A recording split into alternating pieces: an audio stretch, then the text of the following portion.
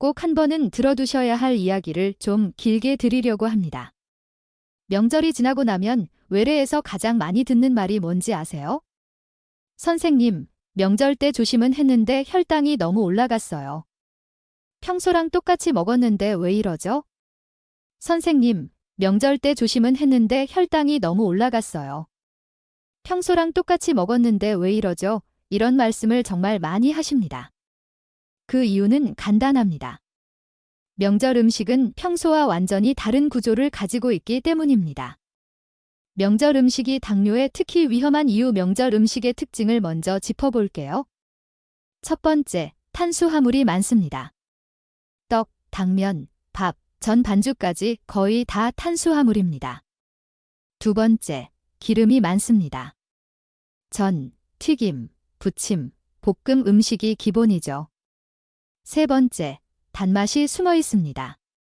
눈에 띄게 달지 않아도 양념 속에 설탕, 무릇, 조청이 들어간 경우가 많습니다. 이 세 가지가 한 끼에 동시에 들어오면 혈당은 천천히가 아니라 급격하게 올라가게 됩니다. 특히 인슐린 저항성이 있는 분들은 혈당이 오르고 나서 내려오는데도 시간이 훨씬 오래 걸립니다. 떡류량이 적어 보여서 더 위험합니다. 먼저 가장 많이 실수하시는 게 떡입니다. 가래떡, 인절미, 송편, 절편 이런 떡들은 크기가 작아서 이 정도는 괜찮겠지 하고 드시는 경우가 많습니다. 그런데 떡은 쌀을 아주 곱게 가공한 음식이에요.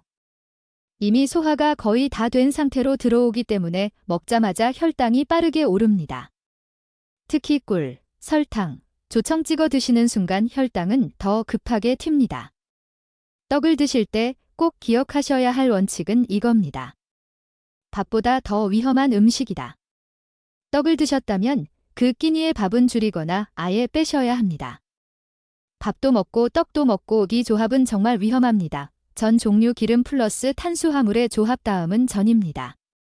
동태전, 호박전, 깻잎전, 동그랑땡, 산적 명절상에 빠지지 않죠.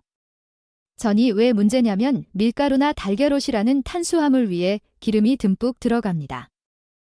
기름은 혈당을 바로 올리지는 않지만 혈당이 내려가는 속도를 심하게 늦춥니다. 그래서 전을 많이 드신 날은 식후 혈당이 2~3시간 지나도 계속 높은 경우가 많습니다.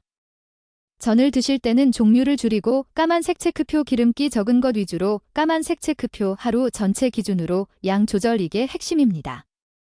잡채 채소 반찬이 아닙니다. 잡채는 정말 많은 분들이 착각하세요.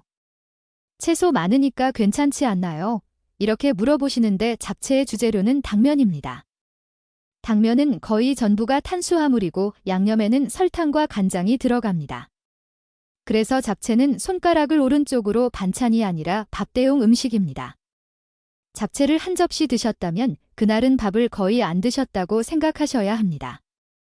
특히 잡채를 밥 위에 올려서 같이 드시는 경우 이건 혈당을 2번 올리는 조합입니다. 갈비찜 불고기 고기보다 양념이 문제입니다. 고기는 괜찮지 않나요? 이 질문도 정말 자주 받습니다. 고기 자체는 괜찮습니다. 문제는 양념입니다. 갈비찜, 불고기, 라갈비 이 음식들은 달콤 짭짤한 양념이 기본이죠. 설탕, 무릇, 배즙 이런 것들이 혈당을 올립니다.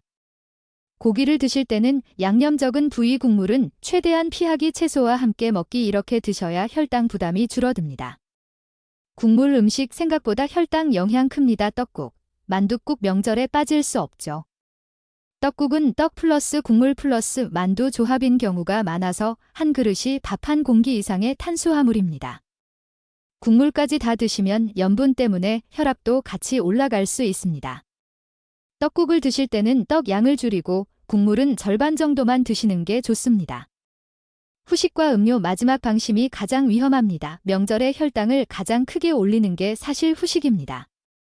식혜, 수정과, 약과, 한과 이건 거의 당분 덩어리라고 보시면 됩니다. 식혜 한 컵은 설탕물에 밥알이 들어간 음료입니다. 조금만 마셨는데요. 이 한 컵 때문에 다음 날까지 혈당이 안 내려가는 경우도 많습니다. 후식은 무가당 차, 물, 과일 소량 이 정도로 마무리하시는 게 가장 안전합니다. 먹는 순서와 속도도 중요합니다. 무엇을 먹느냐만큼 어떻게 먹느냐도 중요합니다.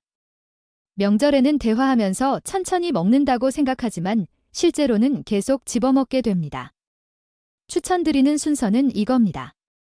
채소, 단백질, 탄수화물 그리고 기건 한 번만 더 비말이 나올 때 멈추셔야 합니다. 하루 전체를 기준으로 생각하세요. 명절 음식의 가장 큰 함정은 조금씩 계속 먹는 것입니다. 아침, 점심, 저녁 그리고 중간 간식까지 이어지면 하루 총 탄수화물 섭취량이 평소의 2~3배가 됩니다. 한 끼를 망쳤다고 오늘은 그냥 포기하지 마시고 다음 끼니에서 꼭 조절하셔야 합니다. 명절이라고 해서 아예 아무것도 못 드시는 건 아닙니다. 다만 떡전, 잡채, 달달한 양념, 후식, 음료 이 5가지만 의식적으로 조심하셔도 명절 후 혈당은 훨씬 안정적으로 유지됩니다. 음식은 즐기시되 몸 상태는 꼭 같이 챙기시길 바랍니다. 명절 잘 보내시고 명절 지나고 외래에서 집어낸 혈당 괜찮았어요. 기 말 꼭 듣고 싶습니다.